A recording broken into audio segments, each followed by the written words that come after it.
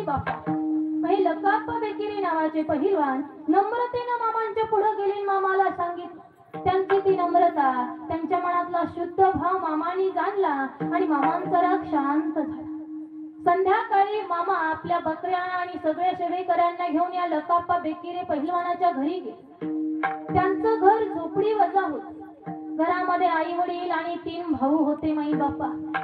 सात्विक वृत्तीने राहणारा हा परिवार, न्यायनीतीने राहणारा हा परिवार मात्र दारिद्र्य यांचा पिछा सोडत नव्हता. हे जे लकाप्पा बेकिरे पहिलवान आहेत यांना एक चुलताही होता. माई बापा. तोही पहिलवान होता, विख्यात होता. अनेक मोठी संपत्ती त्यानं कमावलेली होती. मात्र त्याला त्या संपत्तीचा अभिमान होता. तो कधी कधी आपल्या पुतण्यांना उन्हाळ्यानं बोलायचा, थोडस वाईट दृष्टीने बोलायचा. मग झालं काय की मामा लकाप्पा बेकिरे पहिलवानाच्या घरी गेल्यानंतर लकाप्पा बेकिरीच्या दरवाजामध्ये एक बाज मांडलेली होती. मामा आणि हे पहिलवान त्या बाजेवरती बसलेले होते. दोघांच्या गप्पा चाललेल्या होत्या. तुमच्या सगळ्यांचं लक्ष आहे ना? बसलेत ना तेवढ्यानी माझ्याकडे बघा. येणाऱ्याकडे अजिबात बघू नका. माई बापा. ऐका ना. मामा आणि लकाप्पा बेकिरे पहिलवान बाजेवर बसला असताना या पहिलवानाचं चुलता त्यानं आल्यानंतर मामाकडे बघितलं. तो मामाकडे बघतच राहिला. मामांची नजर त्याच्याकडे, त्याची नजर मामाकडे. अगदी ताठ नजरेनं मामाकडे बघत होता, ताठ मानेनं मामाकडे बघत होता. लक्षात ठेवा, देव आपल्या समोर आलाय हे ओळखायला सुद्धा भाग गेला. मात्र ते लकाप्पा बेकिरीचे जे चुलते होते ना त्यांचा शेर आता भरलेलाच होता. मामाकडे बघत होते, मामा त्यांच्याकडे बघत होते, पण देव कळाला नाही. मामाकडे बघून ते आपल्या पुतण्याला म्हणतात की अरे असले मिशीवाले धनगर, खांद्या घोंगडी घेतलेले धनगर, अंगामध्ये परीड घडीचे कपडे घालणारे धनगर मी पुष्कळ बघितले. असल्याच्या नादी लागून कुणाचं चांगलं झालंय रे? कुणाला म्हणतोय? मामांना. मामांकडे बघून मामाच्या नजरेमध्ये नजर मिसळून हा मामाला नाव ठेवतोय. माई बापा.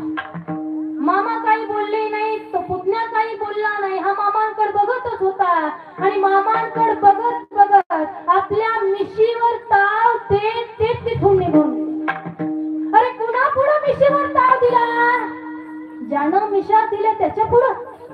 अरे माई बापा हो, हा संपत्तीचा अभिमान देवाला चालत, कोणत्याही गोष्टीचा अभिमान देवाला चालत नाही. या लकाप्पा बेकिरीचे चुलते होते ना यांचा शेर भरला होता. भरलेला शेर लवंडल्याशिवाय राहत नाही. झालं काय की काही दिवसातच त्यांचे चुलते दोघं पती पत्नी आजारी पडले. माई बापा. एवढे आजारी पडले, अनेक दवाखाने केले, अनेक वैद्य केले, पण आजार संपला नाही. आजारातून नीट होण्यासाठी संपत्ती कमावली होती. ज्या संपत्तीचा अभिमान ते करत होते ती सगळी संपत्ती त्या आजारपणामध्ये संपून गेली.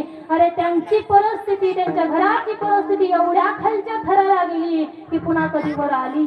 म्हणून लक्षात ठेवा, देवानं आम्हाला दिलेलं असतं, ज्यानं दिलंय त्याच्या पुढे त्या गोष्टीचा डौल मिरवायचा नाही. माई बापा. ऐका ना, गुरुचरित्रामध्ये एक नवलपूर्ण कथा सांगितली जाते की गाणगापुरामध्ये वाळून वटून गेलेल्या औदुंबराच्या झाडाला पालवी फुटली. तसं माझ्या मामांच्या चरित्र ग्रंथामध्ये हे सांगितलं जातं की मामा या लकाप्पा बेकिरे पहिलवानाच्या घरी गेले होते. त्यांचं घर कसं होतं? झोपडी वजा होतं. आपण त्याला काय म्हणतो? छपरी म्हणतो, छप्पर म्हणतो. त्या छपराला मध्ये 2 काय असतात बरं? मेढी असतात. या मेढी कशा असतात? वाळून गेलेल्या असतात, वठून गेलेल्या असतात, कधी कधी वाळवी लागलेली सुद्धा असते. मग या पहिलवानाच्या झोपडीला 2 मेढी होते. पण लक्षात घ्या, ज्या क्षणी माझ्या मामांचं पवित्र पाऊल त्यांच्या त्या झोपडीमध्ये पडलं त्या क्षणापासून त्यांच्या त्या झोपडीतल्या वाळून वटून गेलेल्या त्या मेढीला पालवी फुटायला सुरुवात झाली. ती हळूहळू वाढू लागली, भरू लागली आणि एक दिवस प्रचंड मोठा